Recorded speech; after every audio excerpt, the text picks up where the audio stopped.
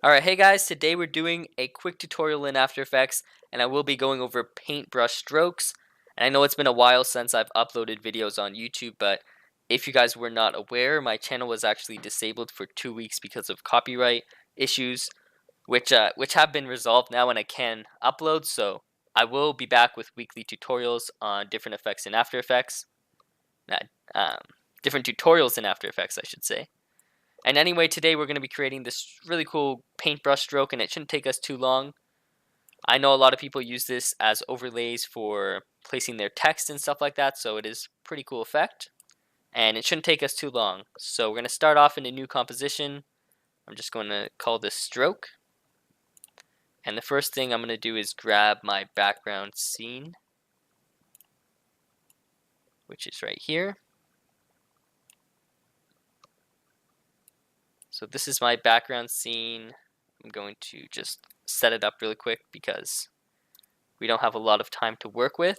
I'm going to time stretch it and set it to 200, so it just doubles the length for us.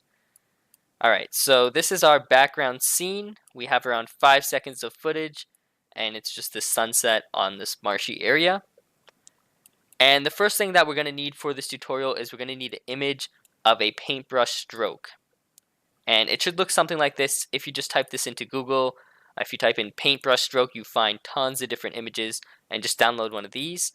What's important here is that if you find that you should find one that is a Luma matte, so that means it's gonna have dark and lighter areas, so it's gonna be black and white, and that's just gonna make it a lot easier to customize later on in the video.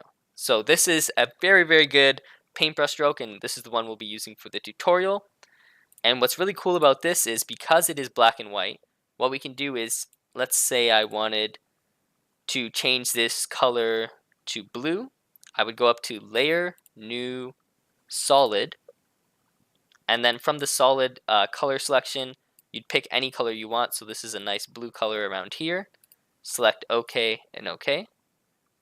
Then once your solid has been created, you're going to drag it underneath your stroke, and you're going to change the track matte to Luma Inverted Matte. And that's going to erase the background, so we don't have to worry about that white background anymore. And at the same time, it's going to give us a nice blue color for that stroke. So you can see that it just got replaced right there. So what's really cool about this is it doesn't have to be limited to just solid colors. You can actually replace it with any background you want. So you can do some pretty cool stuff. Let's say you had a galaxy texture. So I have some of these here.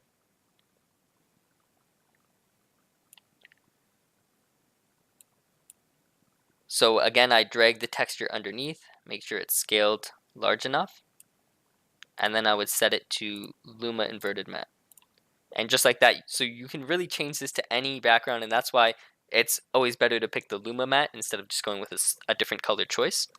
And yeah, we can do some pretty cool stuff. I'm going to stick with the blue one that we had earlier. Let me just undo. And now we can move on to the rest of the tutorial. So the next part we have to do is we have to animate this because we want this stroke to appear. And the easiest way to do this is just jump into your effects and presets, and we're going to type in wipe. We need linear wipe. So this is built into After Effects, so every single version of After Effects should have this plugin. And we can just drag and drop this into our blue or our background. And if you hit U on your keyboard, U for umbrella, it should open up your keyframes, and it should automatically generate these keyframes for you. That's going to give you that animation wipe. So automatically it's going to give us that. Again, it depends on how much time you want this. Usually this is going to be too long, so we're going to bring our keyframes in closer so we have a quicker transition. And then we always want to easy ease our keyframes. So we're going to right click, keyframe assistant, easy ease. And that's just going to make it smoother for us. Alright, so we have that. The only issue I have with this is because it's just a straight line, because it's a linear wipe, it doesn't look too good. So we can actually add in roughen edges, which is also built into After Effects. We can drag and drop this again into our blue solid. And you may not be able to tell, but it actually added a little bit of texture right to the edges here. And you can play around with all of these settings however much you want. I'm pretty sure border I need to pull up. And you see that it's giving us this nice texture right here. So now as it goes through the transition, it's not going to be in a straight line. It's going to give us this nice cool effect right here. Alright, so I'm just going to play around with this a little bit. Scale is very, very cool. The things that you can do with scale. So I would either scale it up a lot and you can get a nice wavy, you can see that you get a nice big wavy texture like this, and which makes it really smooth when it transitions through. Or the other way to do it is just go all the way down with the transition and really crank it down. And then you get these nice little particles right here at the end. And you get a nice smooth transition as it goes through. So either way is up to you. Again, you can completely customize this however you want your transition.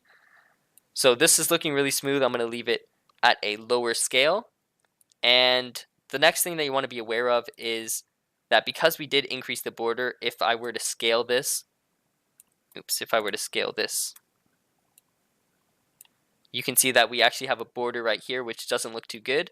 So to make sure that when we're playing around with scale, it's not going to be giving us that border, we're just going to right click and we're going to select both of our layers. So you're going to click on your top layer, you're going to hold down shift and click on the layer below it.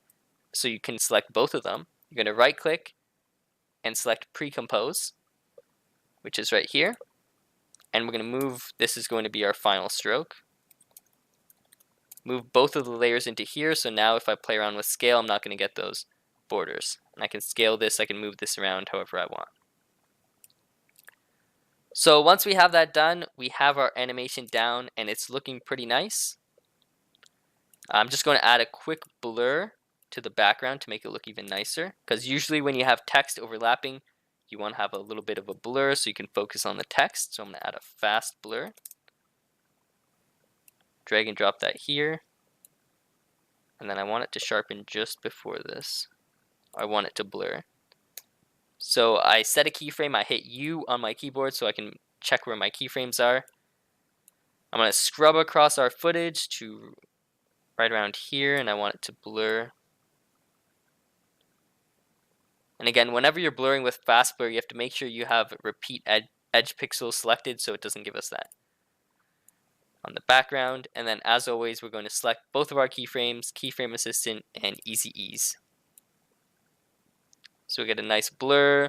We have our area for our text. And now the final thing we have to do is we have to add our text or animate it on. There's a lot of ways you can animate text. I'm just going to do a very, very simple letter by letter, opacity fade in. And the way you do that is, so we're going to add in our text. And let's call this stroke intro. Going to scale it up. And then we're going to position it right into the center, or as close as we can to the center. Let's see. Let's scale it up a little bit.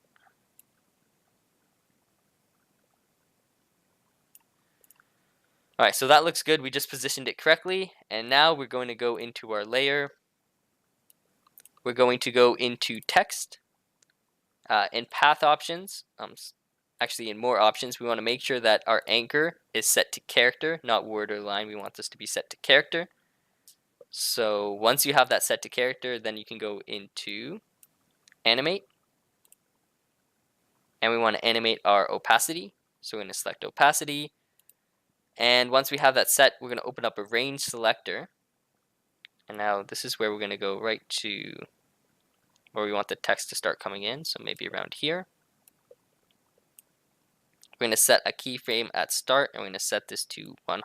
And we're going to set our not offset, we're going to set our opacity to 0.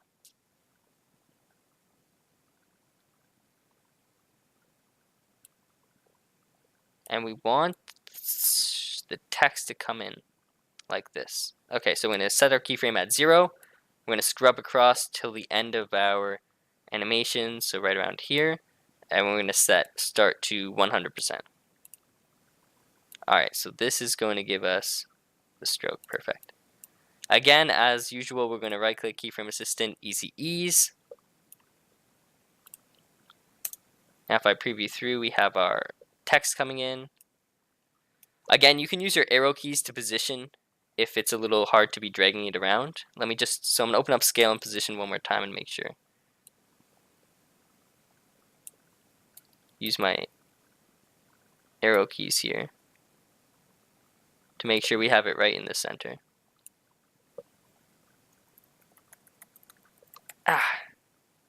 Alright, move that over a little bit. Almost. Nice. Alright, so there we go. We quickly animated it, and this was just a really quick demo on how you can easily create this stroke sort of effect if you wanted to put text, or you wanted to put anything on top of it. Again, I will be back to the weekly tutorials in the future, so make sure you guys stay tuned and hit that subscribe button, and thanks everyone for watching.